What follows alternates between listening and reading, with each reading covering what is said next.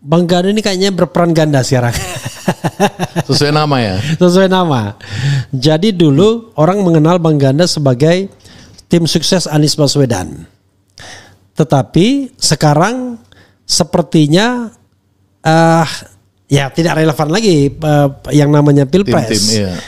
Tetapi sekarang sepertinya mendekat pada kekuasaan. Iya. Atau jangan-jangan sudah menjadi bagian dari kekuasaan. Karena orang mengenal, wah ini Bang Ganda dekat sekali sama Dasko. Tapi Rocky juga dekat juga ya. Dekat kemudian Syah Ganda, kemudian Jumhur Hidayat dekat juga. Ini triserangkanya. Silakan Abang lakukan klarifikasi awal sebelum kita lanjutkan dengan pertanyaan-pertanyaan lainnya. Silakan Bang.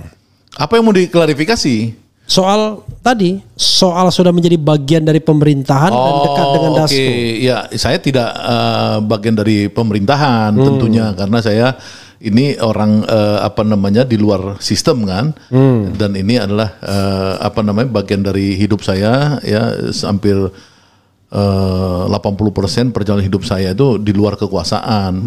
Jadi saya itu bukan bagian dari kekuasaan. Yang kedua soal dengan Dasko itu saya ini tidak punya kedekatan spesifik juga. Ya tapi ya saya ini berusaha pikiran-pikiran saya itu untuk didengar oleh mereka ya yang berkuasa itu, baik melalui Dasko khususnya maupun melalui beberapa menteri-menteri yang atau wakil menteri yang mungkin saya kenal dan mereka tahu saya itu dari dulu suka berpikir, ya kan? Nah selama 10 tahun di era Jokowi kan saya nggak pernah bisa berpikir, menulis iya betul berpikir, berpikir tidak, ditahan ditahan di penjara sama Jokowi. Kenapa? Karena dulu Jokowi nggak punya pikiran kan, saya selalu bilang itu. Nah di zaman Prabowo yang bacanya bukunya itu buku-buku yang hebat sekali ya, itu tentu saya harus coba memberikan sumbangan pemikiran. Jadi itu aja sebenarnya konteksnya dengan Dasko atau dengan menteri-menteri atau wamen yang terkait dengan pemerintah sekarang. Itu ini saya klarifikasinya. Oke, Bang ya. Tetapi bagaimanapun saya lihat Abang sering sekali memberikan apresiasi kepada pemerintah sekarang dalam tulisan-tulisan. Ya. Itu nggak ada masalah. Tetap saya ingin bertanya mengenai perspektif seorang Syah Ganda. Kita mulai dari Prabowo dulu. Iya. Yang namanya mengkritik kan tentu saja banyak sekali yang bisa kita kritik ya. Betul. Dan Prabowo kayaknya mulai tidak senang dengan orang yang mengkritik. Itu satu pertanyaan saya. Apa iya Prabowo kelihatannya mulai tidak senang dengan orang yang mengkritik dan tidak mau berjiwa dan bersikap demokratis. Udahlah kita nggak usah terlalu demokratis.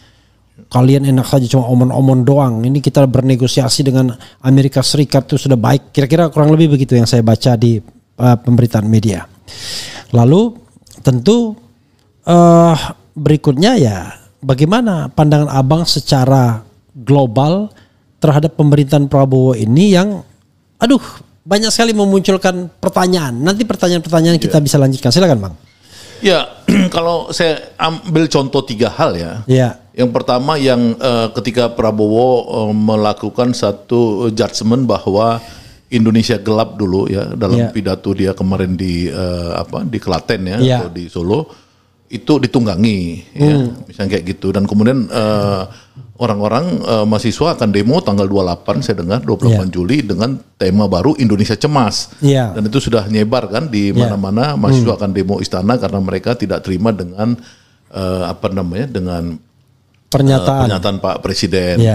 Nah itu tentu kita bisa melihat bahwa dalam diskursus itu bukan berarti Pak Presiden itu Pak Prabowo itu anti pada demokrasi ya, karena kita melihat berbagai kasus mahasiswa yang ditangkap oleh polisi bahkan terakhir mahasiswa ITB anak perempuan seni rupa ITB itu yang dia itu dianggap meme-nya itu menghina Prabowo ya waktu itu, tapi kemudian kenapa? Prabowo dan Jokowi. Iya, Prabowo dan Jokowi, dan kemudian Prabowo itu memperlihatkan melalui jejaring dia ya Pak Dasko dan Pak Habibur Rahman mengeluarkan anak itu.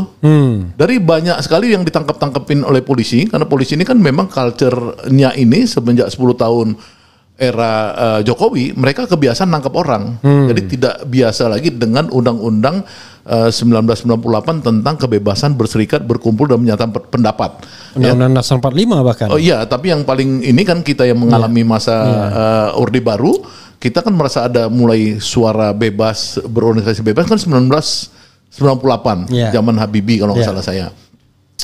Nah itu sudah dilanggar banyak oleh kepolisian di zaman Jokowi. Nah di zaman ini kan kita lihat ketika itu keterusan, Prabowo berusaha untuk mengkoreksi itu. Nah jadi saya melihat bahwa Prabowo itu bagaimanapun masih ada harapan bahwa dia membuka diri pada kritik dan membuka diri pada media, bahkan mengundang jurnalis beberapa kali untuk dialog dengan dia. Nah yang kedua misalkan contoh program, yang tadi kan contoh soal demokrasi ya, penunggangan apa segala.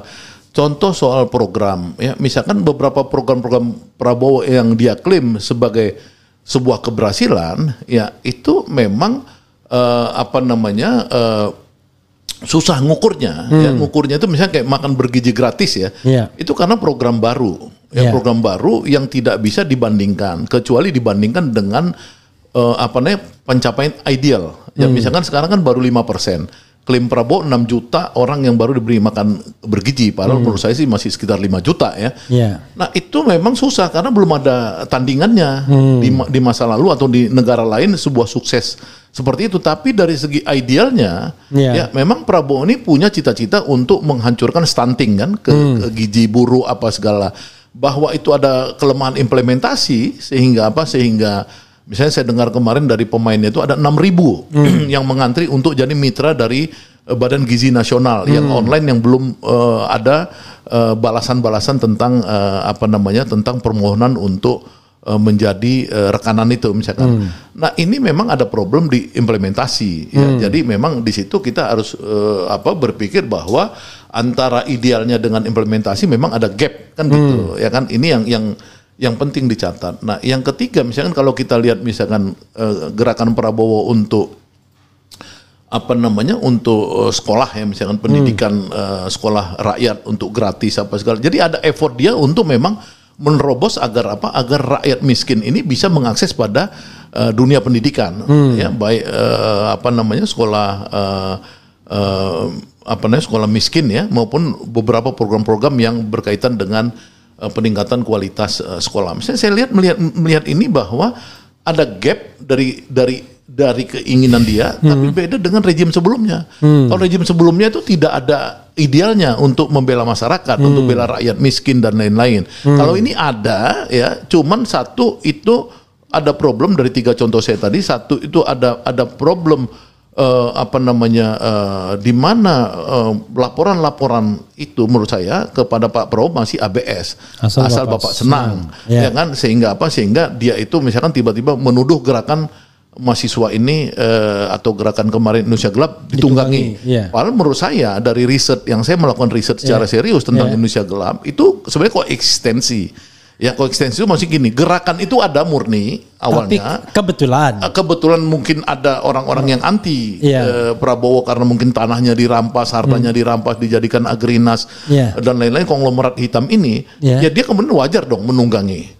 Ya kan itu di mana-mana di politik begitu, kan gitu. Nah jadi itu memang ada satu gap information. Yang kedua gap antara kemampuan.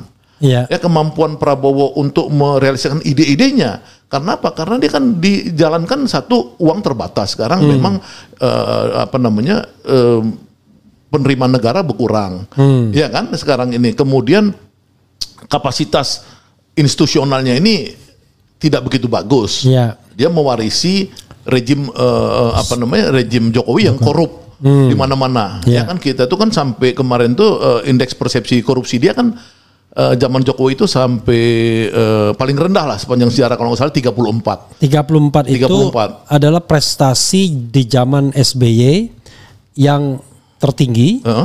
Lalu kan harusnya kan trennya naik-naik terus sampai 40, tapi setelah 40 itu turun dan bahkan sampai balik lagi ke era SBY 34. Tapi beda, SBY 34 tuh belum di-adjust. Ya itu jadi zaman SBY 34 tuh 34 yang tinggi, bukan 34 yang di-adjust. Nah 34-nya Jokowi itu 34 rendah. Sepanjang sejarah itu semua tahu bahwa di era Jokowi lah korupsi terbesar di Republik Indonesia. Nah korupsi ini kan jadi budaya. Bukan hanya lagi kejahatan struktur, tapi kejahatan budaya. Misalkan lihatlah hari ini ada berita 20 kepala desa ya dilahap di kampungnya Bursa Sarnubi teman saya itu sekarang ditangkap sama kejaksaan karena kasus apa? Karena kasus korupsi desa, dana desa. Bayangkan kalau ini menjadi sandaran Presiden Prabowo ya, warisan dari masa lalu Jokowi ini untuk membangun koperasi desa Merah Putih 80.000, sementara kepala desanya itu kepala desa yang banyak jadi tersangka, ini kan juga akan sulit buat presiden untuk antara ideal yang dia inginkan dengan kenyataan. Ini problem kedua, tadi ada gap, ada misinformasi, ini ada gap dalam sisi kapasitas. Nah yang ketiga ini karena ada masalah di mana presiden ini masih banyak diganggu oleh rejim Jokowi, ya kan, yang ingin terus mendominasi. Jokowi dengan oligarkinya kan selalu berusaha. Ya, menurut saya misalnya kayak kemarin mereka, menurut saya Budi Ari sama teman-teman PS itu kan men-setting agar Prabowo bisa datang ke Solo itu dengan membuat acara peresmian Koperasi Desa Merah Putih di Klaten. Kenapa pilihannya di Klaten? Pada saat di Solo misalkan ada acara ulang tahun atau kongres ke-5 PSI misalnya seperti itu. Ini mereka selalu berusaha membuat Prabowo ini masuk dalam jebakan. Bukan jebakan sebenarnya, maksudnya dalam ring mereka gitu loh. Nah, ini yang Prabowo kadang-kadang memang kurang mengerti bahwa selama dia tidak kuat untuk menerima untuk menolak, maksudnya menolak pengaruh dari Jokowi ini, maka persepsi rakyat akan terus mengatakan bahwa cita-cita ideal Prabowo itu pasti kandas. Karena apa? Karena selama dia berkawan dengan Jokowi, ya maka itu orang menyatakan dia berkawan dengan yang disebut OCCRP itu adalah koruptor nomor 2 terbesar di dunia gitu. Nah, ini kan bahaya gitu. Jadi orang agak hopeless gitu. Oke, Bang.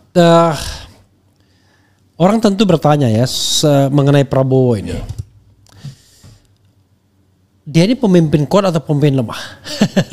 Ya kalau menurut saya sih kalau dia bisa jadi presiden dengan cita-cita yang ideal ya, seperti yang dia sampaikan dalam bukunya Paradoks dan Indonesia Paradoks, dan kemudian buku-buku yang dia baca itu kan buku-buku berkualitas tinggi semua ya, Gospel, kemudian Ray Dalio untuk bagaimana bangsa itu bubar ya. Saya dapat kiriman nih ada sekitar 10 atau 20 buku-buku yang sudah dikuasai oleh Prabowo. Itu buku-buku yang menurut saya itu sampai mati pun Jokowi nggak akan pernah mengerti tentang buku-buku itu. Karena dibacanya kan Sinchan gitu ya. Nah artinya saya mau bilang itu dia itu memang orang kuat. Dia jadi presiden dengan ide, dengan cita-cita yang sesuai dengan proklamasi gitu loh. Oke, jadi kalau misalnya kita bicara, kita ini bisa berharap nggak sama Prabowo? Ya menurut saya harus berharap. Harus berharap karena pertama. Kalau itu kan harus memang iya ya. Maksudnya gini. Suit atau das solen. Mas. Oke. Karena gini, maksudnya gini. Kan kita ini percaya bahwa Indonesia ini dari zaman feodal, maksudnya zaman kolonial, ya, ratusan tahun lalu itu. Memang semua itu elit-elitnya itu kan elit-elit mayoritas ya, elit korup. Ya kan, baik zaman kerajaan-kerajaan Amangkurat, kerajaan-kerajaan di seluruh Indonesia itu kan memang korup, gampang disogok sama kolonial dan lain-lain. Itu kan memang mentali udah begitu gitu loh. Jadi kalau kita dapat orang yang dia itu misalkan seperti Soekarno mau menyelamatkan Indonesia ya, Tan Malaka, kemudian Syahrir, Natsir apa semua. Ini kebetulan Prabowo sama seperti orang itu. Ya, dia punya cita-cita itu. Tapi kan memang persoalannya itu orang yang punya cita-cita itu belum tentu dia mampu melaksanakan cita-citanya. Nah, dapat orang yang punya cita-cita udah susah seperti Prabowo ini. Itu jadi ada dua hal. Satu, mendapatkan pemimpin seperti Prabowo yang punya cita-cita untuk bangsanya. Itulah yang harus kita apresiasi dulu. Kita jadi mas tadi, mas itu betul-betul harus. Nah, jadi pertarungan kita adalah pertarungan kekuatan jahat dan kekuatan baik. Kekuatan jahatnya adalah kekuatan Jokowi dan kawan-kawannya yang untuk mempengaruhi Prabowo. Nah, kita kekuatan baik juga harus berusaha mempengaruhi Prabowo untuk dia itu lebih kuat berada pada sisi orang baik ini gitu loh. Oke, kita satu-satu bedah ya. Mulai dari awal, ketika Prabowo menyusun kabinetnya. Orang berharap bahwa betul-betul sampai tanggal 20 Oktober itu akan ada pesta. Lepas selama 10 tahun dari rezim Jokowi. Tapi yang terjadi ternyata 17 menteri itu berasal dari zaman Jokowi atau dari saku Jokowi. Dan kelihatan bahwa mereka masih mendemonstrasikan ketaatan mereka pada Jokowi misalnya. Orang bertanya, kok bisa begitu ya Prabowo? Coba Bang, why? Kemudian justru orang-orang era Jokowi itu diangkut semua dan bahkan dipuji-puji lagi sama Prabowo kan. Wah, ini bagus punya Bapak, nanti akan saya pakai juga. Saya tidak ada evaluasi. Saya puas dengan kinerja menteri-menteri saya.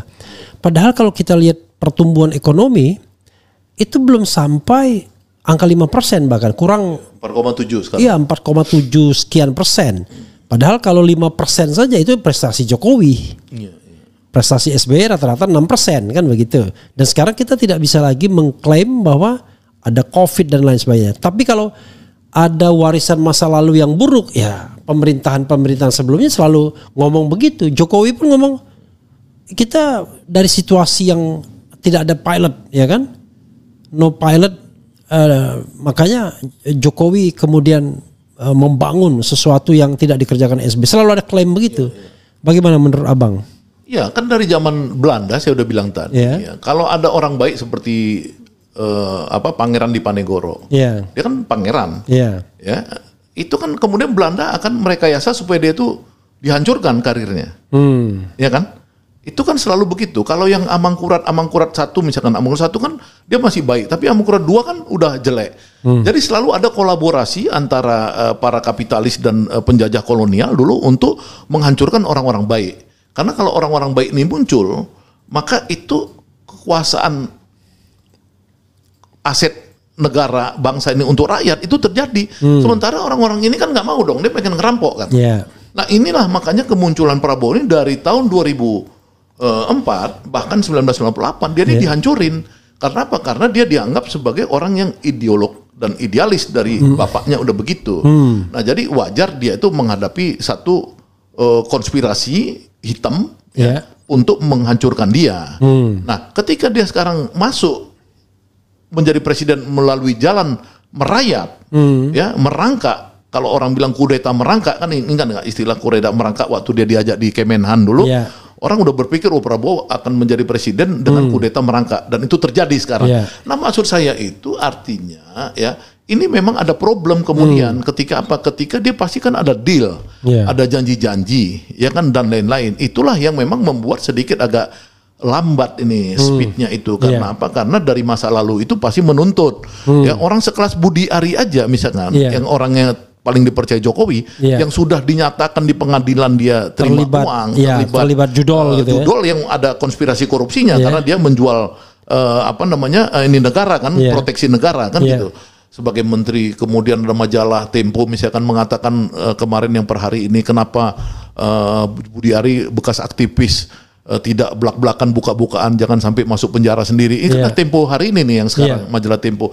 Banyak lagi gitu. Itu aja nggak bisa cepat diselesaikan oleh Prabowo. Karena apa? Karena ada problem tadi, yang Prabowo ini merangkak gitu loh masuk kepada kekuasaan. Tapi apakah cara merangkak ini adalah cara yang salah? Menurut saya itu memang cara yang benar dia juga. Karena kalau dia bertarung seperti Anies yang dimana saya juru bicaranya, itu langsung dipatahkan di tengah jalan gitu loh. Gak pernah sampai Anies di kekuasaan itu gitu loh. Oke. Tapi kalau kita bicara soal, karena Abang belum menjawab tadi, kenapa tiba-tiba justru mayoritas 17 tuh dari... Kan saya tuh ikut proses. Sebenarnya kan saya dan Jumur ditawarin untuk masuk menjadi salah satu kandidat Menaker. Iya kan, dari kelompoknya Burin Abdullah. Tapi saya berembuk sama Jumur, akhirnya kita ngusung Jumhur, kita buat konsepnya. Ya, saya Jumhur dan beberapa ahli-ahli tentang ketenaga kerjaan, perburuhan, industrialisasi dan lain-lain. Masuklah Jumhur diseleksi di situ dari 5 profesor yang dipimpin Profesor Burhanuddin Abdullah. Itu waktu itu memang dia yang ditunjuk kan untuk seleksi calon menteri. Jumhur masuk sampai di meja presiden bahwa dia calon menaker. Jumhur itu waktu itu.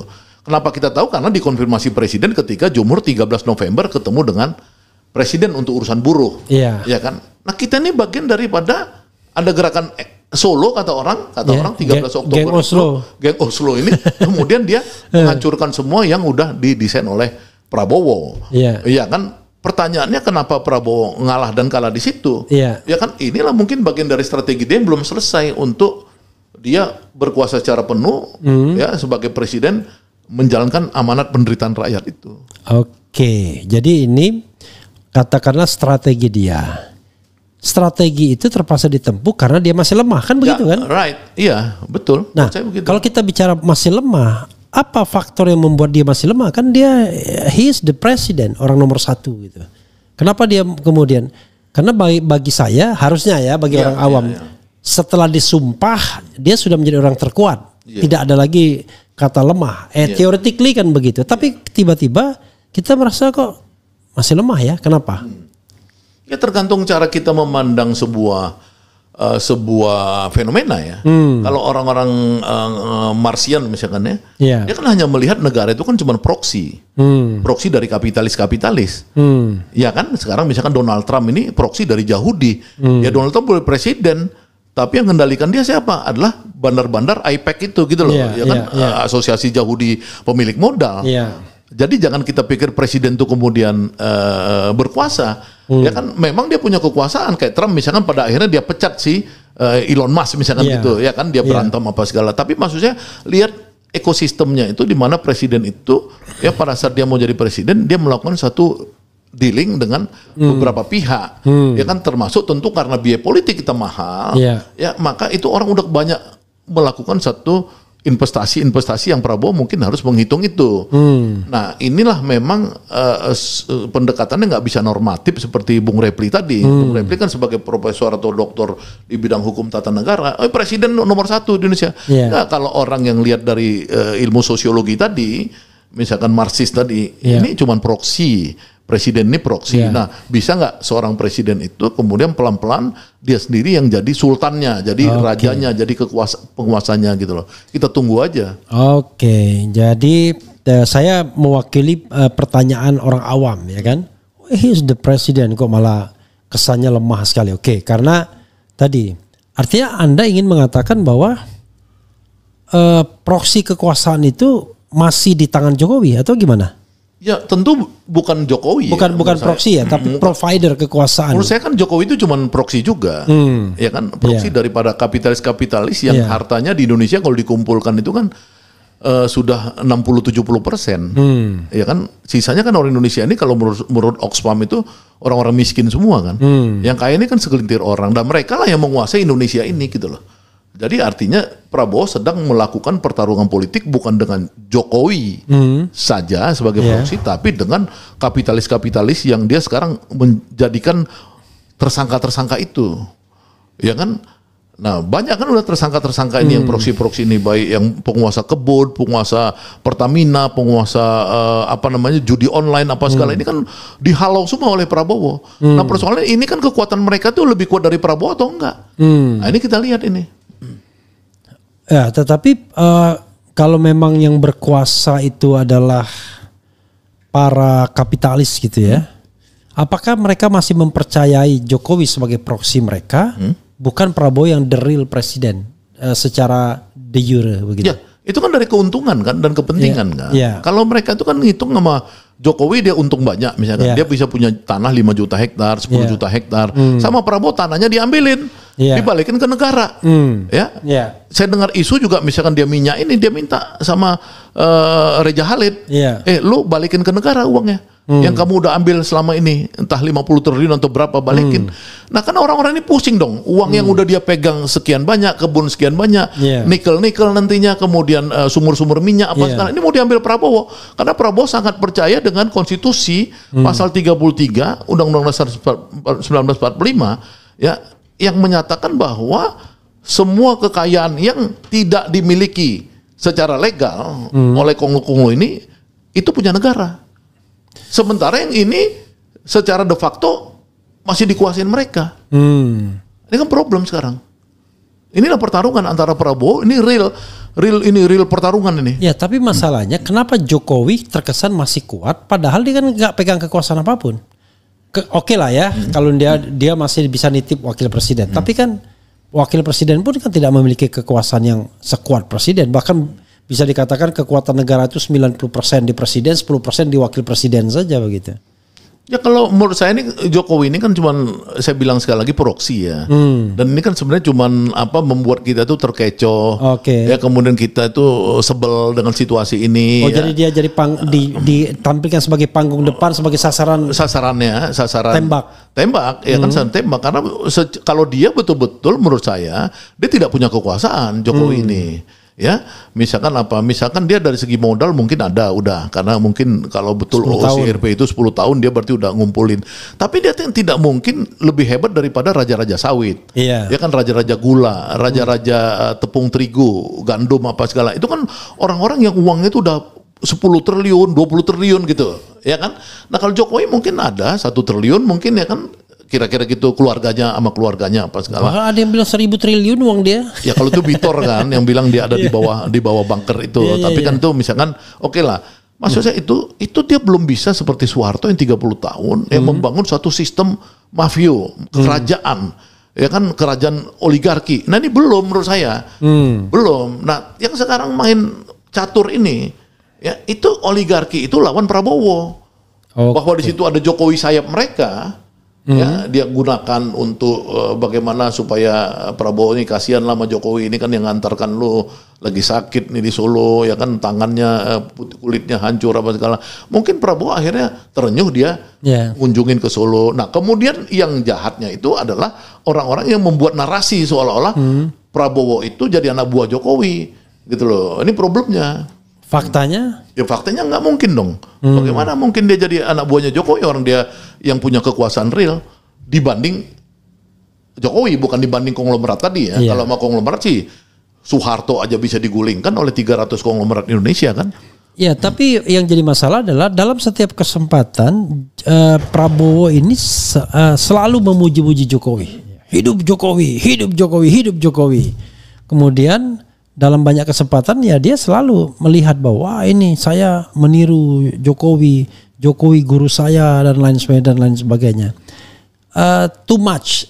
Eros Jarod mengatakan ya bolehlah berterima kasih kepada Jokowi, tapi ya jangan seperti itu juga, too much, terlalu berlebihan gitu. Nah, secara psikologi apa kepentingan dari Prabowo untuk memuji-muji Jokowi? Sementara ini mohon maaf ya pada pendukung Jokowi, rakyat sebel gitu loh. Termasuk Bang Gana sendiri kan sebel gitu, yang mengatakan 10 tahun nggak bisa berpikir gitu.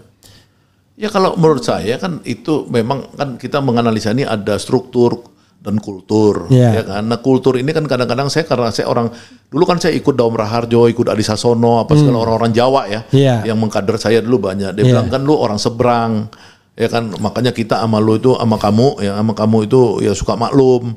Di Jawa ini ada etika Jawa, bla bla bla. Saya banyak belajar sama mereka dulu ya. Nah, maksud saya itu mungkin di dalam satu kultur ya, itu memang Prabowo tidak bisa menunjukkan ya dengan orang yang mengantarkan dia jadi presiden apa segala itu secara vulgar. Ya kan, kalau di kultur kita bisa tunjukkan vulgar. Di sini mungkin itu. Nah, tapi kalau kita lihat kebijakan-kebijakan dia, ya contoh satu, kebijakan 10 tahun Jokowi yang membuat jutaan hektar sawit, ya itu sebebas-bebasnya berdiri secara ilegal dengan hitungannya itu sekitar 300 triliun kerugian negara per tahun.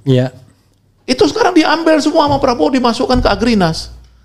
Jadi itu kalau kita percaya. Sorry, Agrinas itu apa? ya perusahaan pemerintah. Oh, yang baru dibangun ya? Iya, yang di bawah Agus Sutomo itu, Letnan Jenderal Agus Sutomo itu.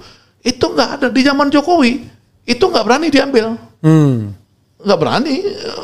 Dan mau diputihkan sama Pak Luhut Binsar Panjaitan, itu boleh dicek itu statementnya di Google. Dia mengatakan bahwa ya mau apa lagi, kata Pak Luhut Binsar Panjaitan waktu dia masih menteri. Ini kan sudah nggak mungkin lagi, ya udah kita putihkan aja. Udah ngomong gitu Pak Luhut. Tapi sama Prabowo diambil semua, disita. Ini kembalikan ke negara. Nah, maksud saya ini, itu yang ilegal itu ya? Yang ilegal ini. Berapa jumlahnya? Kalau menurut Pak Prabowo sekitar 3 jutaan, tapi menurut teman saya yang ikut retreat di Magelang, ya, di Magelang, kepala-kepala daerah, waktu itu Pak Prabowo dari 16 juta, hanya 5 juta yang yang legal, sisanya berarti 11 juta yang ilegal. Nah, kalau ini diambil semua, maka bangsa kita akan makmur dan sejahtera, karena apa? Negara tambah pemasukan, gitu loh. Yang selama ini misalkan 300 triliun, 500 triliun hilang begitu aja. Nah, jadi Prabowo ini melakukan kerja-kerja keras dan besar yang memang menurut saya takes time untuk terrealisasi sebagai common prosperity, gitu loh. Soal perampasan dalam tanda kutip ya, atau pengembalian kekayaan negara yang diambil secara ilegal oleh katakanlah para oligarki begitu ya. Kok nggak terlaluan ya, tidak terlalu mainstream beritanya sebagai sebuah achievement dari Prabowo ya? Ya, itu memang juga satu problem kan. Jadi memang ada problem propaganda. Yang di era lalu, di era Jokowi, itu buzzer-buzzer, influencer apa segala itu kan bisa diundang, misalnya ke IKN, ngikut semua tuh, ya kan, influencer, buzzer apa segala. Prabowo ini orangnya agak murni dalam konteks itu. Dia hampir tidak pernah menggunakan buzzer, menggunakan influencer. Ya hampir tidak pernah ya, dalam penyelidikan lembaga saya, Great Institute, kita hampir tidak pernah menemukan dia itu menggunakan buzzer untuk mengamplifier. Ya, itu memang mungkin ke depan harus dilakukan. Untuk yang baik-baik memang harus dilakukan amplifikasi program-program itu, gitu. Oke. Anda ingin mengatakan bahwa paling tidak itu pembeda antara Prabowo dan Jokowi, at least gitu. Itu bukan paling tidak. Kalau saya ini kan, kalau kita misalkan orang ada bilang hebat Tanolaka Madilog, kenapa materialismenya sebagai basis? Ya memang kalau kita mau bilang itu tidak ada basis materialnya, ya itu susah. Kalau ini kan ada basis materialnya, 1 juta lebih udah pindah dari konglomerat ini, ya, pindah ke negara. Bayangin aja 1 juta itu, kalau katakanlah 3 juta perak, ya, per bulan keuntungan sawit per kilo, satu kilogram untungnya berapa, 1 ton ya kalau salah, 3 juta, ya itu berapa ratus triliun ya, uang itu yang setahunnya itu yang balik ke negara. Ya, terus kita bilang itu apa? Itu peristiwa yang ada materialnya, dan itu perangnya tuh pasti gede. Anda sudah menghitung secara persis sawit yang diambil dengan potensi atau pendapatan yang sudah dinikmati. Itu kan pernyataan presiden sendiri bahwa sudah 1 juta lebih, ya kan, 1 juta hektar, ya kan. Nah, kalau dihitung itu kan sekitar 300 triliun potensinya selama setahun dari 1 juta itu. Kalau 2 juta bagaimana, 3 juta bagaimana, apalagi kalau betul-betul 11 juta itu. Ya, yang akan diambil itu udah pasti untuk negara. Nah, ini sekarang sedang terjadi, bukan nggak terjadi, ini kan sedang terjadi sekarang peristiwa ini, dan presiden sudah mengatakan akan mengambil yang tambang-tambang ilegal. Jadi selain sawit, tambang. Jadi kan artinya apa? Berdasarkan Undang-Undang Dasar 45 pasal 33 itu, ya kan, semua itu menjadi kekayaan negara. Jadi kalau orang seperti Prabowo bicara kekayaan negara, itu maka itulah konsep Pancasila menurut Pak Prabowo. Kalau orang pendidikan, orang teoritik bilang itu konsep sosialistik, ya kan. Nah, itu memang konsep itu sosialistik yang dilakukan oleh Prabowo. Jadi sekarang itu sudah bertabrakan dengan ajas sebebas-bebasnya di era Jokowi. Itu bukan saya ngitung, itu memang sudah fakta di publik. Oke. Banyak hal yang ingin saya Saya kan lagi membaca kasus Hasto gitu ya, kasus Tom Lembong. Saya termasuk orang yang berpikir ya dan berharap bahwa di era Prabowo tidak ada lagi tragedi seperti yang Abang alami. Menulis, berpendapat, dilindungi oleh konstitusi, ternyata dengan mudahnya ditangkap, dipenjara, dan tidak ada perlawanan dari masyarakat apapun yang kemudian membuat ini bergulir menjadi suatu protes yang besar misalnya. Nah, saya berharap bahwa tidak boleh ada orang yang dipenjarakan karena dia berpikir, ya, karena dia berpendapat, karena kebebasan menyatakan pendapat baik secara lisan dan tulisan itu dilindungi oleh tidak hanya undang-undang, tapi konstitusi. Bahkan saya juga mengatakan konsep kita ini yang barangkali lah terlalu teoritis, sovereign people sovereignty, kedaulatan rakyat. Dan kedaulatan rakyat itu dilaksanakan menurut undang-undang dasar, bukan menurut undang-undang ITE atau KUHP. Tapi pada era ini kita lihat ada Tom Lembong yang semua orang berteriak dia nggak salah, nggak ada kerugian negara, tidak terima duit, jaksa ngomong begitu, hakim ngomong gitu, toh 4,5 tahun. Hasto ya mungkin ada salahnya karena dulu dia bagian dari kekuasaan, tapi diproses setelah 5 tahun setelah tidak lagi menjadi penguasa. Dan lucu prosesnya di era sekarang, ya kan? Ada hal-hal yang kemudian meresahkan kita, termasuk juga ijazah palsu misalnya. Bagaimana mungkin orang melakukan investigasi sebagai bagian dari kedaulatan rakyat, partisipasi warga negara, mempertanyakan keabsahan ijazah seorang pejabat publik yang dimana ijazah itu pernah digunakan untuk presiden, tapi hari ini orang gendang semua, dipenjarakan. Kok sedih sekali ya tinggal di Indonesia, horor gitu. Pembicaraan ini pun tidak bebas juga. Besok-besok tiba-tiba kita berdua dipanggil karena Anda sudah menghina kekuasaan.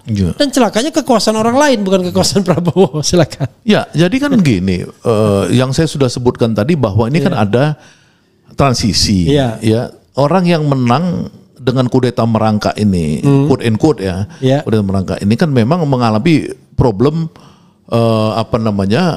bagaimana melakukan satu pengambilan kekuasaan itu ya dari tangan oligarki, Jokowi dan lain secara mulus dan sukses, kan itu takes time saya lihat.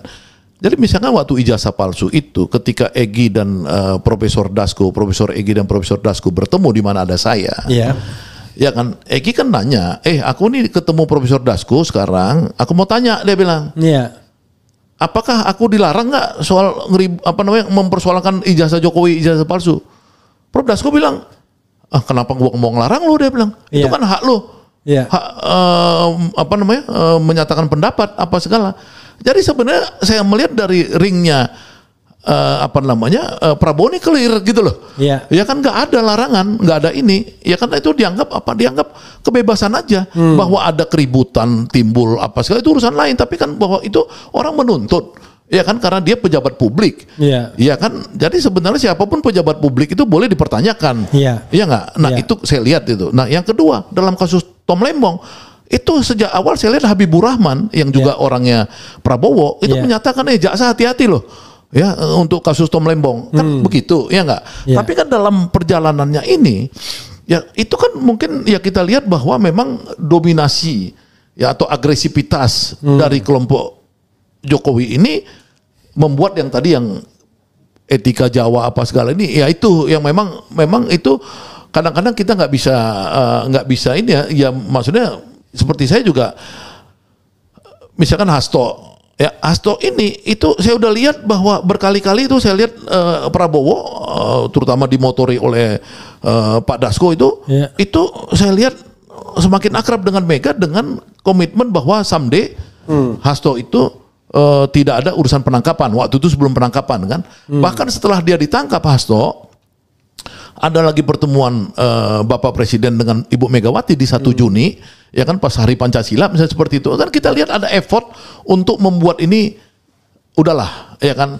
Kalau untuk urusan Hasto ini kan sebaiknya itu ini bukan big case ya, masa urusan 600 juta perak ya, kan hari ini kan hakim membuktikan bahwa tidak ada obstruction of justice. Ya nggak ada kan obstruction of justice kan. Artinya memang Astoni tidak ada melakukan perintangan. Itu hakim sendiri yang ngomong. Jadi ini perkara cuma perkara 600 juta. Perkara suap aja lah. Perkara suap 600 juta, kenapa Hasto harus dipenjara sekian lama misalnya seperti itu. Ya kan sekjen sebuah partai lagi yang cuman ngurus perpindahan antar waktu mereka sendiri gitu loh. Anggota mereka sendiri. Nah, tapi faktanya bahwa kemudian presiden menurut informasi yang saya dapatkan, dia berusaha melobi sebenarnya untuk supaya kalau bisa ya Hasto cepat keluar, ya kan faktanya kan jadi agak lama ini, kita nggak tahu. Begitu juga Tom Lembong. Ya, saya pikir Tom Lembong itu tidak punya permusuhan dengan dengan Prabowo kan. Ini kan di era masa lalu yang dimana 5 menteri perdagangannya Jokowi sendiri ya kan kebijakannya sama. Untung hakimnya kemudian mengatakan tidak ada mens rea, tidak ada juga perbuatan jahatnya. Tapi kenapa dituntut 7 tahun dan kenapa di penjara itu?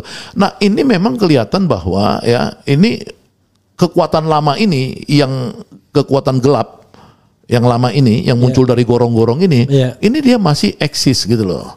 Nah, ini yang memang tantangan buat presiden kita. Ya tentu saya bilang tadi, kita kelompok putih nih, kelompok baik. Ya kan, kalau saya merasa diri saya kelompok baik, saya berusaha mempengaruhi presiden. Ya udah Pak, sekarang Pak, kalau istilah Rocky Gerung, radical break dong Pak. Udah, lo nggak usah tunggu lama lagi gitu loh. Oke, karena Abang menyinggung radical break, padahal saya tadi masih ingin mengulur waktu dengan beberapa hal. Pertama, radical break itu dalam pengertian Abang apa? Yaitu putus hubungan dengan Jokowi kan begitu? Ya.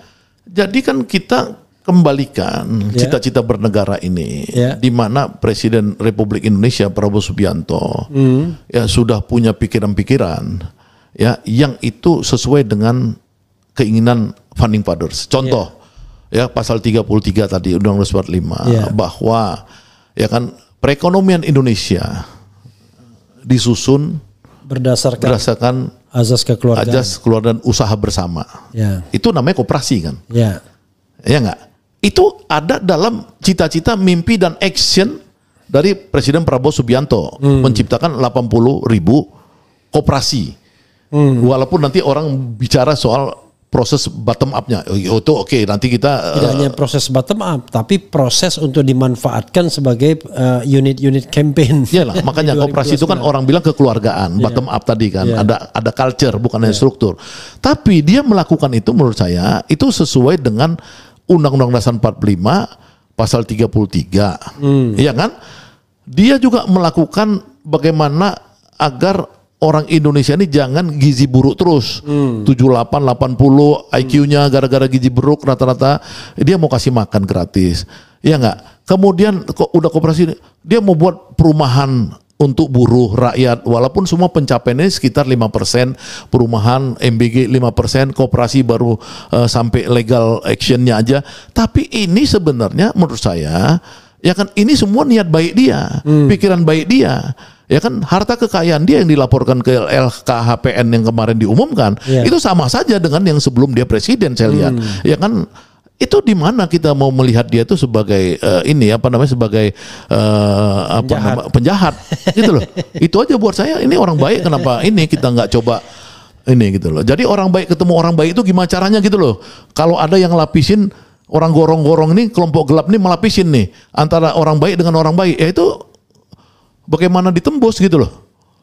Ya, tetapi kan tadi kan Abang belum menjawab radical break itu apa? Lah, kembalikan ke cita-cita dia ini sebagai penyaring, alat penyaring, ya kan, agar apa? Agar semua kekuatan-kekuatan rakyat ini ya bisa berpartisipasi ya untuk mensukseskan itu. Contoh nih misalkan.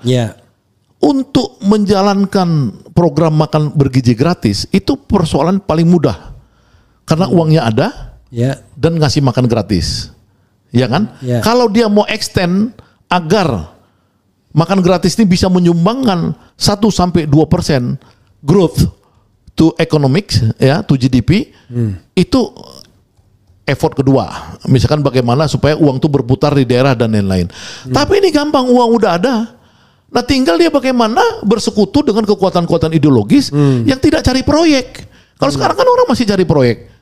Ya kan? Yeah. Ada yang masih diminta uang, ada yang masih ini buat teman saya yang jadi pelaku ya, jadi pelaku di dalam bisnis ini sebagai rekanan, itu mencerita bahwa itu ada yang nanti diminta untuk buat tempat makannya itu harus luxurious bla bla bla apa segala ya, dengan standar-standar yang membuat nih lamban.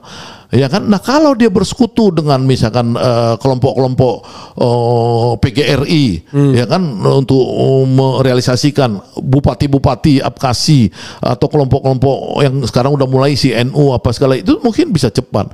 Karena Pak Harto dulu ketika menggerakkan Posyandu, ya itu dengan uang yang terbatas saja Posyandu bisa sampai se-Indonesia gitu loh. Jadi sebenarnya ini persoalan yang bagaimana kita membuat Pak Presiden ini bisa masyarakatnya berpartisipasi dengan cita-cita ideal tadi. Itu yang menurut saya radical break itu.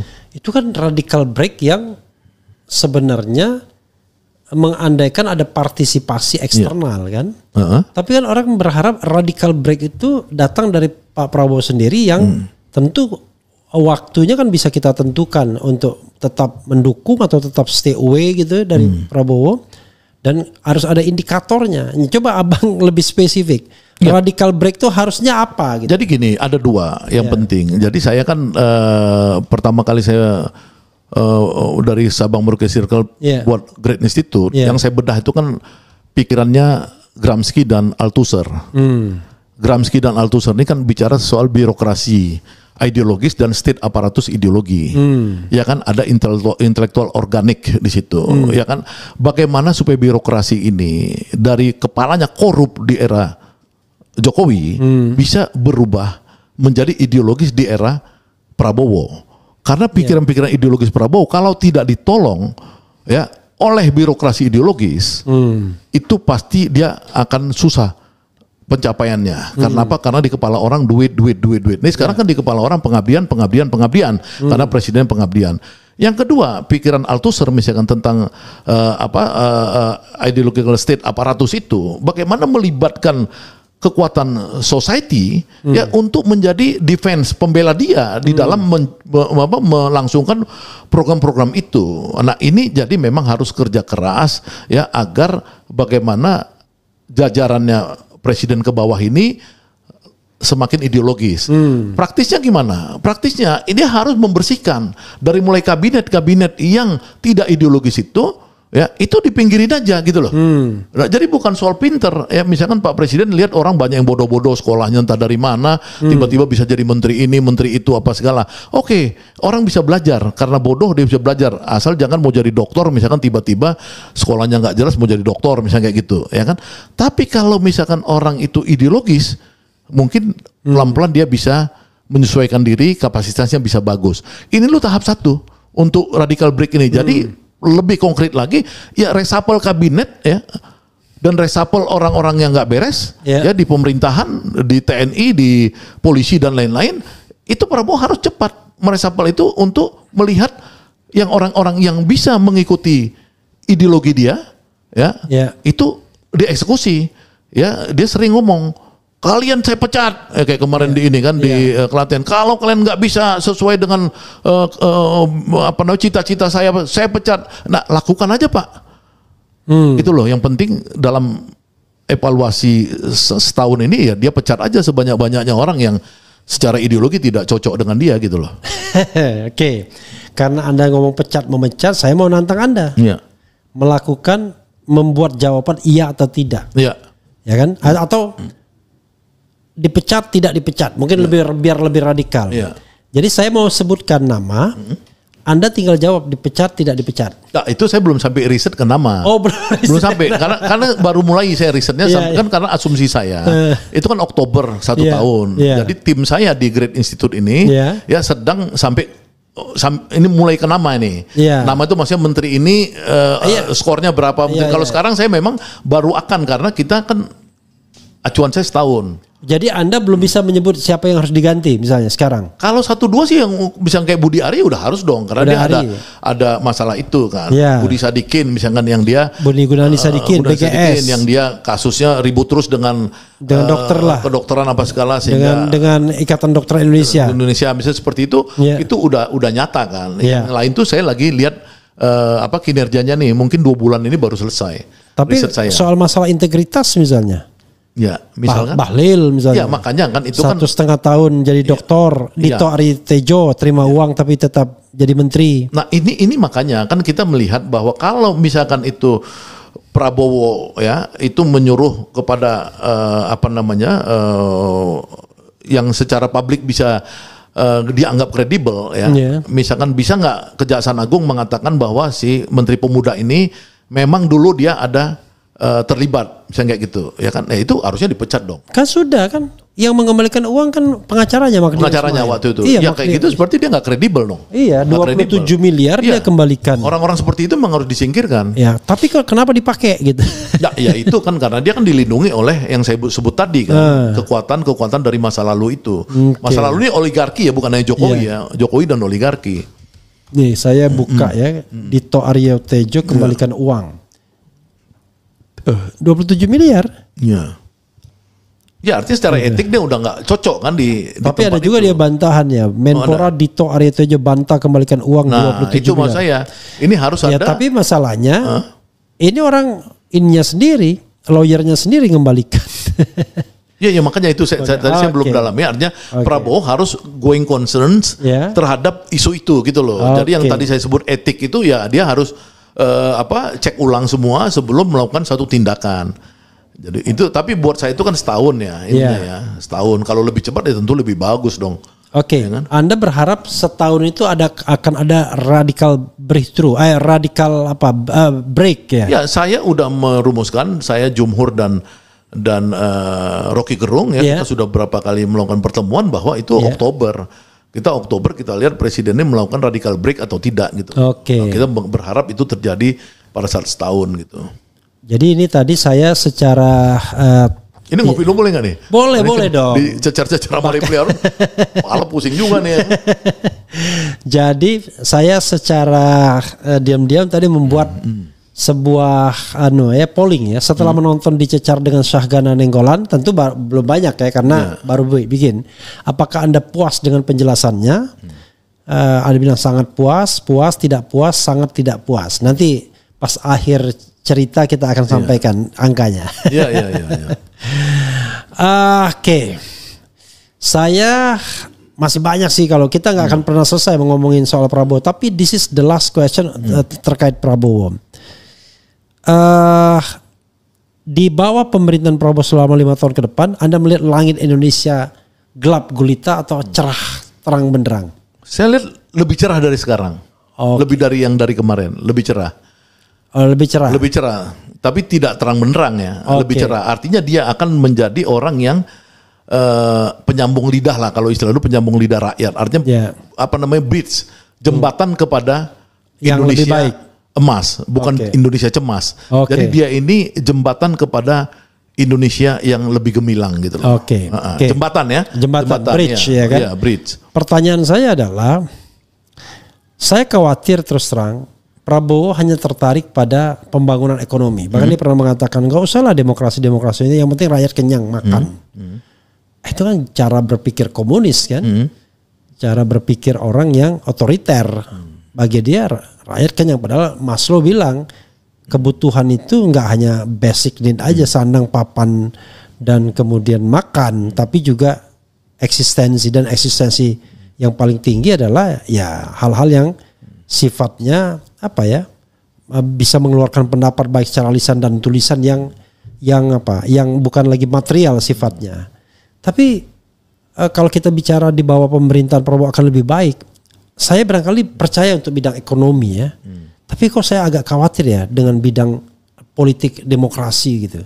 Karena kecenderungannya terjadi yang namanya penumpukan kekuasaan dengan Prabowo sebagai aktor utamanya, dan tidak ada lagi division of labor, termasuk juga pembagian kekuasaan, walaupun secara de jure kita masih menganut pemisahan, bahkan pemisahan kekuasaan. Karena tadi sosoknya kemudian makin lama makin hegemonik gitu, makin lama makin menguat, makin lama makin tidak toleran terhadap perbedaan pendapat. Itu kekhawatiran saya. Anda mengkhawatirkan itu juga nggak? Ya kalau saya tidak, ya karena gini, karena tradisinya Prabowo ini kan dari dua sisi. Iya. Satu sisi dia militer, dia punya tradisi anti kritik ya. Tapi di sisi lain dia menunjukkan bakti dia pada demokrasi, dia bangun partai. Oke. Ya kan dari 2004 sampai 2000 sekarang 2000 ini kan artinya sudah 20 tahun. Bahkan dia ikut konvensi Golkar dulu di tahun sebelumnya itu. Jadi artinya dia satu itu. Yang kedua, dia ini tradisi bapaknya tuh tradisi PSI.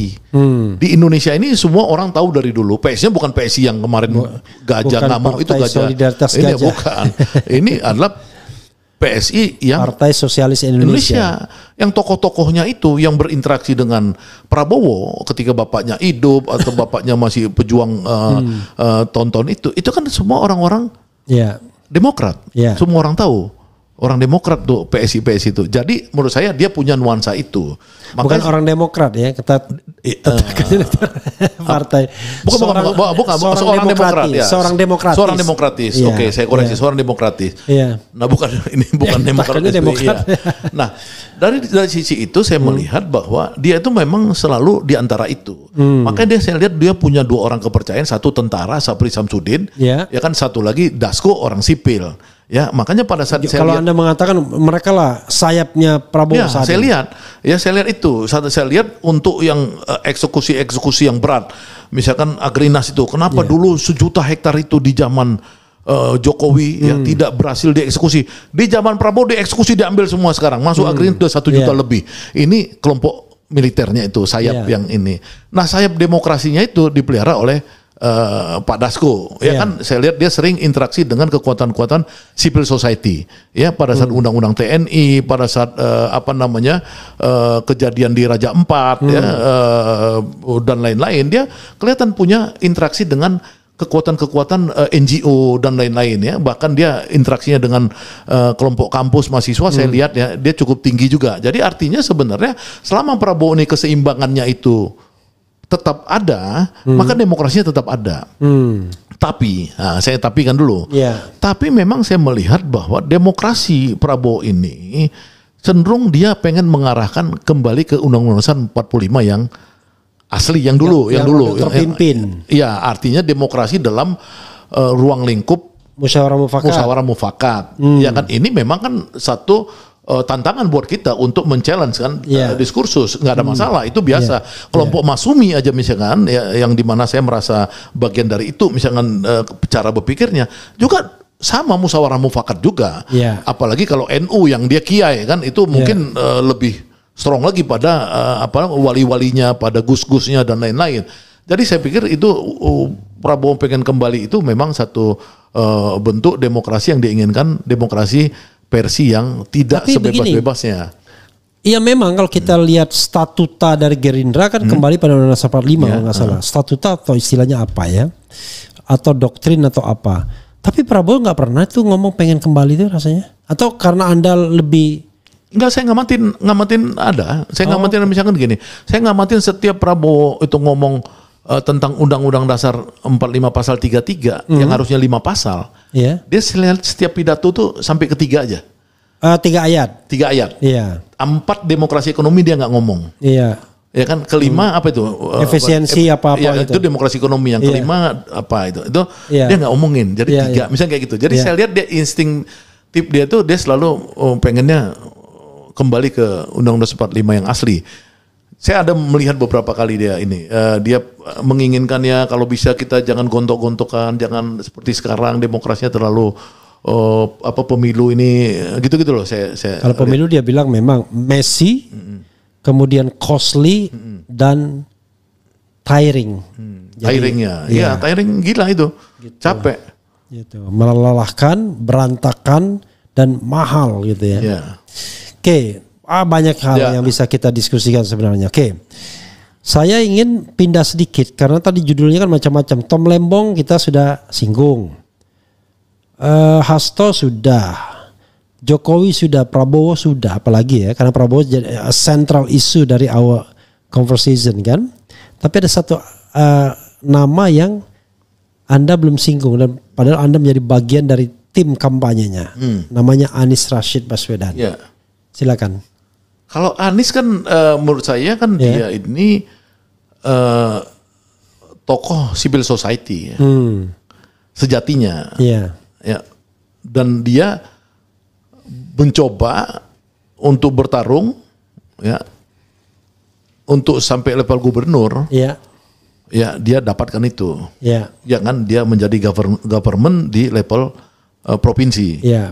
Nah, tapi ibu kota lah. Ibu kota. Ya. Tapi ketika dia mau menaikkan ya menjadi calon presiden dan mau jadi presiden, itu kan mengalami hambatan yang tadi struktur elit kita ini ya ternyata tidak bisa menerima ya isu-isu yang dibawa Anies, yaitu isu-isu perubahan secara vulgar. Ya kan, ini memang tantangan ke depan. Nah, mungkin Anies kan saya lihat ke depan ini kan dia mulai menggalang dengan organisasi barunya, Gerakan Rakyat dan lain-lain. Nah, walaupun kan secara formal dia tidak masuk di situ, tapi dia dikatakan sebagai tokoh inspirasi. Nah, kita lihat aja kan ke depan ini ada Gibran ya kan yang mungkin akan bertarung untuk jadi calon presiden, Anies untuk jadi calon presiden, mungkin AHY ya kan Puan karena ini kan kita lihat dengan PT 0% ini kan mudah-mudahan begitu.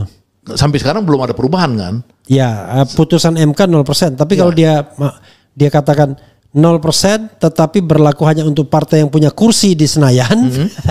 Itu gimana? Pak Erbil lebih tahu. Harusnya tidak boleh. Nggak, kan artinya kan sekarang 0% kan? 0%. Artinya, tapi kan takutnya nanti tiba-tiba diembelin. Hanya untuk kursi yang mereka yang punya kursi di Senayan. Asumsi ini misalkan sekarang asumsinya semua peserta pemilu lah. Ya, yang ikut kemarin kan, seperti Hanura, Partai Umat, tambah Partai Gerakan Rakyatnya Anies mungkin ikut juga mungkin. Ya, kalau yang ini kan nggak mungkin partai yang bisa kontestasi dong, karena dia mengarahnya ke partai. Ya makanya bukan, maksudnya partai baru kan nggak boleh nyalonin kan? Boleh. Boleh di PT 0% tuh. Ya itulah tadi yang saya katakan. Kalau seandainya dibikin tricky, hanya partai yang ikut mendapatkan kursi DPR pada pemilu sebelumnya, ya nggak bisa. Tapi kalau dia semua partai politik peserta pemilu boleh mencalonkan, maka boleh. Ya, seandainya misalkan merujuk pada yang 2024, kan beberapa partai-partai itu walaupun bisa. dia 2024 itu ada 20% soalnya. Bukan partai-partai yang sudah ikut pemilu maksud saya. Artinya kan peluang Anies untuk dicalonkan masih besar. Masih besar karena cukup satu partai doang. Nah, tentu Anies harus melihat misalkan kemungkinan besar nih kompetitornya Gibran. Karena Gibran ini menyiapkan kekuatan yang terencana kan sekarang ini kan. Nah, untuk itu tentu dengan Prabowo sendiri. Ya, kita berharap bahwa gerakan Anies ini ya juga bisa dia tunjukkan bahwa dia bukan hanya tokoh civil society. Ya, civil society ini kan sejatinya itu memang susah untuk masuk kepada kekuasaan karena civil society ini kan orang-orang yang ya merdeka bener gitu loh. Bisa jadi LSM gitu loh. Itu kalau soal Anies catatan saya. Oke, banyak sih sebenarnya soal Anies, tapi kita sudah 1 jam nggak terasa ya. 1 jam ya. Iya. Nah, kan kita jangan borong semuanya, besok masih bisa kita bicarakan. Asal saya diundang lagi kan. Mantap, undang saya nih. Tapi saya ingin berbicara mengenai hal yang sifatnya pribadi yang merupakan komplain dari 1-2 orang. Saya nggak banyak orang, 1-2 orang, tapi penting juga. Anda kok dianggap lompat pagar, ya kan? Yang tadinya Anda berada di barisan Anies lah katakanlah, barisan Anies, tapi tiba-tiba Anda ngambil jalan sendiri dengan membuka katakanlah ruang percakapan dengan orang kepercayaan Jokowi dulunya, Dasko, dan sekarang juga kepercayaan Prabowo juga, dan itu banyak yang membuat gosip jadinya kan, wah ini Bang Ganda sudah lenceng nih, ya kan? Sudah dikatakanlah dibaik-baikin oleh Dasko. Dan orang kemudian mengatakan sebagai seorang aktivis, Bang Ganda tidak lagi idealis. Udahlah, karena dia udah merapat pada kekuasaan. Apa tanggapan Anda terhadap orang-orang yang ngomong begitu, dan termasuk juga pembelaan Anda terhadap pilihan-pilihan para aktivis yang sebaik dan seharusnya? Kan kadang-kadang publik itu bandel, pokoknya saya mau di luar pemerintahan aja. Ada yang lihat siapa dulu yang berkuasanya. Tapi ada yang mengatakan kita harus memanfaatkan kekuasaan sebagai sebuah strategic alliance dan lain sebagainya. Nah, silakan Anda eksplorasi ini sebaik-baiknya, saya ingin mendengarkan. Ya, maksudnya gini kan, kalau konteks barisan Anies tadi itu kan namanya kan persekutuan. Saya kan bukan barisan dalam pengertian anak buah Anies dong. Ya kan, karena saya duluan jadi aktivis dan saya yang termasuk ikut melatih Anies dulu di Yogyakarta kan. Kalau itu sih saya harus mengatakan bahwa ketika saya mempunyai isu perubahan dan Anies isu perubahan dan dia capres, ya saya ngikut. Ya, tapi misalkan seperti saya Jumhur, ya sudah ditangkap di penjara berkali-kali. Ya kan, itu tentu kita punya standing sendiri dong dalam memperjuangkan cita-cita kita.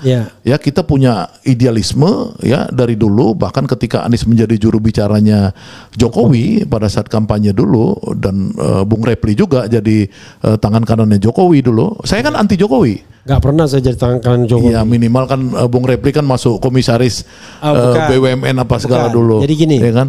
Saya tahun 2014 itu berharap dan berpikir bahwa this is a new blood, fresh blood, melawan penguasa Orde Baru yang otoriter. Dan ini adalah son in law-nya dari penguasa yang otoriter. Tentu saya memilih siapapun yang pada waktu itu berhadapan dengan Prabowo. Ya, makanya lesser evil kan konsepnya kan. Iya, tetapi memang akhirnya begitu kita observasi ternyata ini nggak canggih. 3 tahun setelah itu langsung saya kritik sampai sekarang. Iya. Maksudnya gini, artinya waktu itu ketika Anies jadi jubirnya. Ya, Anies lebih lama lagi. Baru 2006, kan? 2016 keluar. Saya bertengkar dengan almarhum Adi Sasono, guru politik saya dulu. Saya bilang, kenapa Mas Adi dukung Jokowi? Ya kan, bukankah Mas Adi itu mengatakan semua pemimpin itu harus melalui kaderisasi. Kenapa orang tidak pernah dikader muncul dari gorong-gorong bisa jadi pemimpin? Itu kan nggak benar, saya bilang. Karena pemimpin itu kan harus ada kematangan dari peristiwa kaderisasi dan lain-lain. Dari situ saya nggak pernah mendukung, dari 2012 saya tidak pernah mendukung Jokowi. Ya kan? Nah, itu dulu jadi garis saya. Pada tahun 2023, ini supaya publik tahu, sayalah dan Rocky Gerung dan Jumhur, waktu itu ada juga Ferry Juliantono karena waktu itu dia bandel terhadap Prabowo, ya, kita yang melakukan pernyataan publik pertama kali, kita akan menggerakkan rakyat seandainya Jokowi memperpanjang 3 periode atau Jokowi memperpanjang 2 tahun. Coba lihat di Google semua. Itu saya dengan nama kita Van Ons, ya, Perhimpunan Menemukan Kembali Indonesia. Itu capek saya sama Rocky, sama Jumhur, sama Ferry di rumahnya Rocky di Sentul merumuskan nama lembaga kita, organisasi kita, Perhimpunan Menemukan Kembali Indonesia. Nah, itu kita ngelawan. Pada saat itu belum yang lain gitu loh. Kemudian kita sebelum itu kita mendirikan kami Koalisi Aksi Menyelamatkan Indonesia, ya kan, ketika atas nama COVID terjadi quote and quote uang negara diperampok di ini proyek-proyek rampok apa, kita melakukan satu pengawasan, ya, kita mengkritik kenapa undang-undang minerba nggak pakai diketok palu diperpanjang 20 tahun, kita mengkritik macam-macam ke Jokowi. Nah, ini kan peristiwa yang saya ini lakukan, ya, tidak ada hubungan dengan Anies. Jadi bagaimana kemudian orang-orang menuduh saya atau mengatakan saya keluar dari lingkaran Anies? Nggak ada. Saya hanya bersekutu dengan siapapun yang memperjuangkan kebenaran. Ya, nah misalkan ketika di ide Prabowo ini kan saya ketemu pertama kali sama Jumhur, ketemu Profesor Dasko, yang tangan kanan 2 orang tadi, 1 tentara 1 sipil kan, yang saya ketemu yang sipilnya. Kan saya tanya sama Pak Dasko sebelum saya berinteraksi dengan Prabowo, saya tanya, bagaimana sih Pak Prabowo sikapnya terhadap pagar laut? Itu zaman Pak Harto, nggak ada pantai itu dikuasai swasta, termasuk Ancol, termasuk semua Pak Harto, Batam apa semua dibuat otorita. Oh ya Bang, itu nanti Prabowo akan ambil alih, nggak ada pagar-pagar laut. Pagarnya ya, pagar laut mau dikuasai oleh swasta. Itu janji dia. Saya senang. Yang kedua, bagaimana korupsi Korupsi kan sekarang udah diumumkan oleh KPK, Deputi KPK waktu itu bidang penindakan mengatakan bahwa korupsi ini sudah 50% di Indonesia zaman itu. Kita ini bang kikis bang, bahwa kita kikis pokoknya sedikit-dikitnya 5%, sebanyak-banyak 5% itu juga 5% dalam pengertian dia kalau dia dalam bisnis itu ada miss gitu loh. Kita kejar itu bang.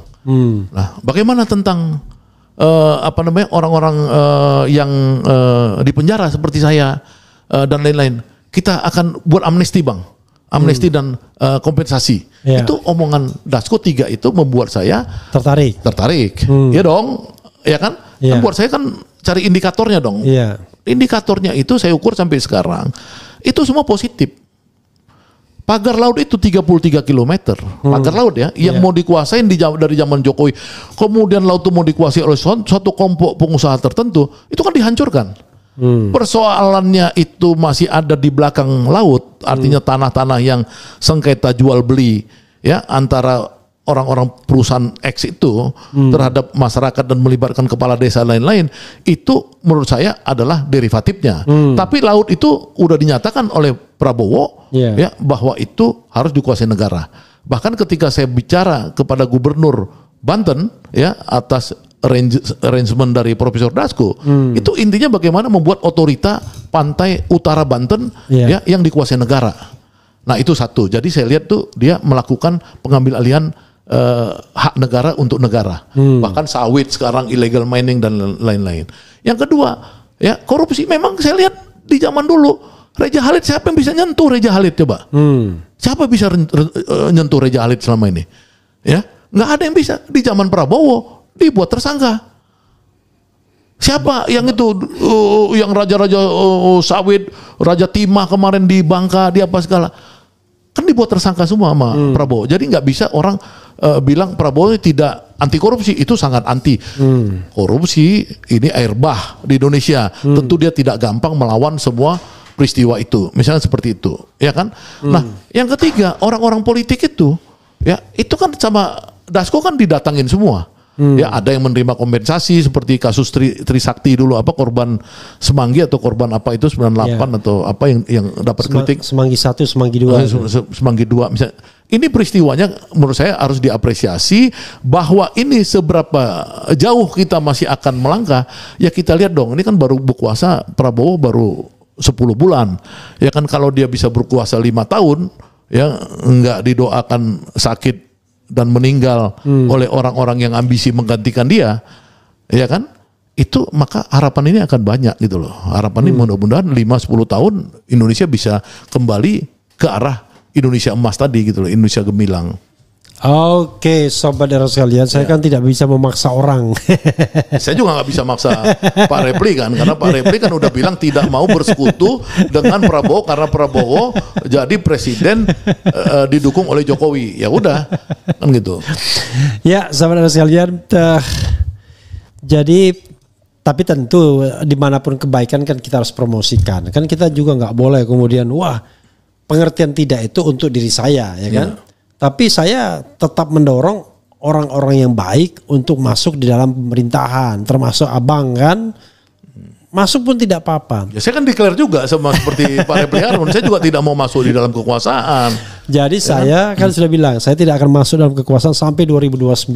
Ya. Nah, karena biarlah saya di luar, tapi saya tetap ingin mendorong orang-orang baik. Ya. Ngapain kita dorong orang-orang yang masih lingkaran-lingkaran geng Oslo kan, gitu. Nah kalau soal seperti itu kita sepakatlah bahwa kalau indikator keberhasilan Prabowo pertama itu adalah dia pisah dengan geng Oslo, baik dengan anak buahnya apalagi kepala gengnya. Nah yang kedua dia bisa mewujudkan janji sosialis Indonesia, sosialisme Indonesia ya. Wah ini sosialisme. Keadilan sosial bagi rakyat Indonesia. Oke, Bang Syahganda, terima kasih banyak. Tapi sebelumnya, you have a time for closing statement. Terserah, mau 2 jam juga boleh. Ya, terima kasih. Jadi mencari pemimpin yang punya idealisme di Indonesia ini, itulah yang paling sulit di era sekarang ini. Nah, kebetulan presiden kita ini adalah presiden pemimpin dengan idealisme. Ada masalah ya, karena dia menang secara kudeta merangka, quote and quote kudeta merangka. Ya, dia harus membersihkan benalu-benalu di dalam tubuhnya, karena merangka itu kan kayak benalu. Ya kan? Nah, kalau dia bisa bersih 30% aja, ya kalau menteri-menteri dia yang strategis 30% aja, ya itu dia bisa gantikan dengan orang-orang yang betul-betul dedicated, pekerja keras ya, terutama di sektor-sektor yang dia menciptakan lapangan kerja seperti MBG, kemudian koperasi ya, koperasi Desa Merah Putih. Kalau 80.000 dia bisa nyerap 10 orang per koperasi untuk bekerja, 800.000 lapangan kerja baru. MBG saya udah hitung ya, itu kalau dia bisa ini, itu bisa MBG 500.000 lapangan kerja baru kalau dia serius. Itu udah 1,3 plus yang secara alamiah sekarang. Ya, apalagi kalau dia bisa misalkan masuk di sektor properti secara serius, ya misalkan Marwara Sirait diganti aja itu sama Pak Riamja, misalnya kayak gitu, ya kan. Nah itu dia bisa menciptakan lapangan kerja di sektor perumahan, ya. Kalau sektor perumahan tuh dia nggak usah 3 juta, kebanyakan 3 juta 150.000 aja, itu satu rumah, ya itu misalkan 3 orang atau 4 orang bisa bekerja, 600.000 lapangan kerja baru, maka Indonesia gelap hilang. Besok itu langsung hilang. Kalau diganti Prabowo menteri-menteri ini ya secepatnya, maka 3 bulan dari pergantian menteri itu yang disebut Indonesia gelap, yang versi saya tadi orang hopeless lapangan kerja ya dan lain-lain, itu akan terang, mulai terang. Nah, Prabowo sebagai jembatan emas bangsa ini ya, sebagai bagian dari dedikasi dia melakukan suicide kelas, suicide ya, bunuh diri kelas, dia anak orang kaya raya apa segala, penunggang kuda tiba-tiba menjadi pengabdi rakyat. Itu akan terjadi dalam 3 bulan dari sekarang, dari pergantian. Terima kasih. Oke, terima kasih Bang Ganda. Luar biasa ini. Saya merasa kayaknya sepak bola lagi break, langsung naik gitu. Ya, mudah-mudahan diundang lagi sama Pak Repli kita. Pak Repli ini udah terlalu hebat podcastnya sekarang, jadi kita jarang diundang ya nggak? Bukan begitu, ya kan? Kita harus memastikan bahwa Syahganda Nainggolan tetap di jalur idealisme, ya kan? Amin, amin, insyaallah. Wherever you are, ya kan? Ya kan? Whenever you are, ya kan? Jadi saudara sekalian, sebelum saya menutup ini, saya ingin ngasih komplement beberapa hal kepada Bang Syahganda ya. Ada yang bilang begini, diskusi seperti ini menyejukkan dan membuka mata. Wah, luar biasa. Perempuan lagi yang bilang, Jamilah Ramadanti. Sekarang positive thinking, cukup dengerin, catat, kalau nanti tidak cocok atau tidak terbukti, tagih omongannya nanti. Kemudian apalagi ya? Perang saraf dan asumsi itu beda lah bos, ya kan? Apalagi nih. Bagi yang sekolahnya sampai tingkat kuliah pasti suka dengan diskusi ilmiah dan akademis. Tapi bagi termul itu musibah. Selain gak paham, mereka juga pusing karena kapasitas otaknya yang semblep. Beda lagi. Oke. Itulah. Dan terakhir saya ingin menyampaikan apa yang saya bikin sebagai polling tadi. Dengan pertanyaan, setelah menonton dicecar dengan Syahganda Nainggolan, apakah Anda puas dengan penjelasannya? For the time being, yang menonton itu 1.800, yang voting 1.800 voting, dan bisa dimaklumi kalau angkanya baru segini karena pertama baru, kedua kita berhadapan dengan sepak bola. Itu tadi penonton bola, penonton bola ya. Meningkat ketika bola selesai. Sangat puas, tidak puas, dan sangat tidak puas. Itu range jawabannya. Saya mulai dari bawah. Sangat tidak puas itu 4% dari 1.800 votes. Kemudian puas itu 6%. Jadi puasnya 6%, sangat tidak puasnya 4%. Kemudian tidak puas 6%. Dan sangat puas 84%. Terima kasih kepada pemirsa. Jadi saya mau lakukan budaya seperti ini ya, biar kita mengikutkan pemirsa dalam menjawab. Karena saya kan juga tidak bisa punya yang namanya personal preference ya kan. Wah, suka tidak suka enggak. Kita ikutkan penonton sekalian. Begitu Bang Syahganda ya. Terima kasih. Terima kasih banyak, dan Mudah-mudahan nanti kita akan bincang-bincang lagi untuk hal-hal yang aktual. Apalagi nanti ada yang namanya apa ya? Anda katakan radical break. Ya kan? Radical break. Tapi sebenarnya agak sayang juga kita putus ini.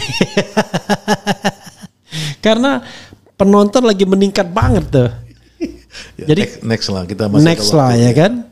Jadi tadi yang ketika kita bicara 500 yang nonton rata-rata kan. Sekarang yang sudah nonton, yang watching now udah 3.700-an. Oh, naik sekarang habis bola ya. Habis bola ya. Artinya bukan percakapan yang tidak penting, tapi bagaimana how to reach the people kan. Oke. Mudah-mudahan bahkan 4.000 nih naik lagi. Langsung cek gitu ya. Kayaknya karena penontonnya masih naik, saya ingin Anda memberikan tips. Ini tips yang menurut saya untuk saya penting, untuk pemirsa era penting. Apa tips itu? Ya kalau tips bukan tipsnya adalah Anda buat tips untuk menilai Prabowo itu seperti apa.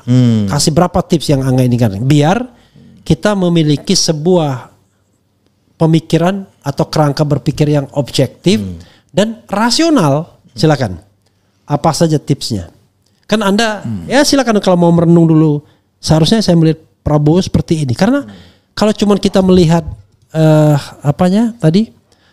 susunan kabinet, dia ngece-ngece kita, Indonesia gelap, wah ini hopeless sepertinya. Tapi barangkali Bang Ganda punya tips untuk itu, silakan Bang. Ya, pertama untuk para pemuda ya, mereka bisa punya kesempatan menurut saya untuk menjemput bola dari ide Prabowo atau udah ini ya mulai action membangun 80.000 koperasi desa Merah Putih. 80.000 koperasi desa Merah Putih itu dikendalikan dua orang yang ideologis, yaitu Ferry Juliantono, ketua harian Satgasnya, dan Zulkifli Hasan.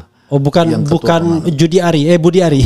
Untuk permainan ini saya lihat dua orang itu yang ideologisnya, artinya biar bisa menyambung kepada pemuda yang saya sebut tadi. Kalau seandainya 80.000 itu oleh pemuda dijemput bola, mereka menjadi pegiat-pegiat koperasi di desa-desa itu, ya maka mereka bisa menjadi pekerja sekaligus belajar bisnis di desa, karena Presiden sudah menekankan bahwa koperasi itu akan menjadi pedagang gas misalkan LPG, ya koperasi akan menjadi apotek di desa, koperasi akan menjadi ikut dalam bisnis-bisnis strategis lainnya. Itu kan artinya perputaran dan peristiwa bisnisnya itu ada di desa-desa, sehingga pemuda-pemuda itu jemputlah bola untuk itu. Nah, yang kedua bagaimana satu jemput bola koperasi, ya kan? Yang kedua MBG. Ya MBG ini kan kelihatan Prabowo kan akan men-scale up kan ininya pencapaiannya. Itu bisa PGRI misalkan guru-guru ya itu mulai merayu ya kepada Badan Gizi Nasional untuk kembali ke cita-cita awal, agar sekolah-sekolah itulah sebagai tulang punggung dari sukses story-nya makan bergizi gratis. Jadi kantin-kantin sekolah kembali difungsikan sebagai avant-garde untuk menyalurkan. Nah, disitulah nanti produk-produk lokal dan kemudian pemuda-pemuda lokal, ibu-ibu apa segala bisa berpartisipasi membuat sukses story makan bergizi gratis dan lain-lain. Nah, yang ketiga untuk yang kedua partisipasi di MBG makan bergizi gratis. Nah, yang ketiga untuk para mahasiswa ya itu tetaplah kritis ya, karena apa? Karena Pak Presiden itu tetap perlu ditolong dalam pengertian kritik-kritik masyarakat itu sebagai bagian dari civil society harus dia dengar. Ya, jadi kalau mereka demo di istana asal tidak anarkis dan asbun ya. Tapi merokok kayak zaman-zaman yang kemarin kan BEM-BEM-nya bagus melakukan kajian-kajian yang serius, itu lakukan aja ya, agar presiden itu kan zaman medsos ini di mana presiden mengatakan dia suka pagi-pagi nonton medsos. Ya kan itu tolong itu mahasiswa ya itu sebagai avant-garde perubahan besar bangsa ini, lakukanlah gerakan-gerakan sistematis untuk melakukan kritik-kritik di mana dia merasa bahwa Indonesia gelap ini harus dirubah jadi Indonesia terang. Itu tiga tips dari saya. Tiga cukup saya pikir ya. Satu, berpartisipasilah pada pembentukan 80.000 koperasi pemuda-pemuda di desa terutama. Dua, berpartisipasi dalam makan bergizi gratis. Ya, untuk guru-guru, ya, PGRI dan lain-lain. Dan lain sebagainya. Jadi ada aspek bisnisnya juga di sana. Yang ketiga, teruslah kritis. Kritis untuk mahasiswa. Terutama kepada mahasiswa. Terutama dong. Masa kita boleh dong. Zaman sekarang. Terutama kepada para mahasiswa agar Prabowo bisa terjaga. Ya, right. Oke. Begitu ya sobat sekalian, terima kasih Anda sudah menonton ini sampai dengan 7.200-an penonton langsung naik. Mudah-mudahan kita bisa bertemu lagi. Wassalamualaikum warahmatullahi wabarakatuh.